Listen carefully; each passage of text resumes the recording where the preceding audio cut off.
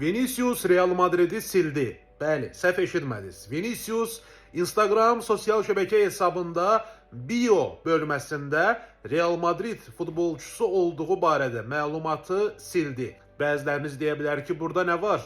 Öz Instagram hesabıdır, necə istir, elə də idarə edir. Amma yox, məsələ orasındadır ki, son günlər, xüsusilə Əl-Hilalla maçdan sonra Real Madrid fanatları Vinicius'un Instagram hesabında və digər sosial şəbəkə hesablarında Real Madrid'dən get, rədd ol və s.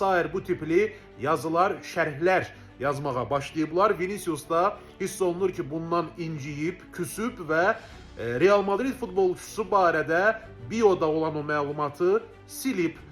Buna sizin münasibətiniz necədir? Bax, belə kapriz dolu bir futbolçunu sizcə Real Madriddə saxlamağa dəyər yoxsa yox? Psixoloji nöqteyi nəzərdən hələ də zəif olan, hələ də tam inkişaf eləməyən bir futbolçunun Real Madriddə qalması nə dərəcədə düzgündür? Lap bunu da qoyuram bir qırağa.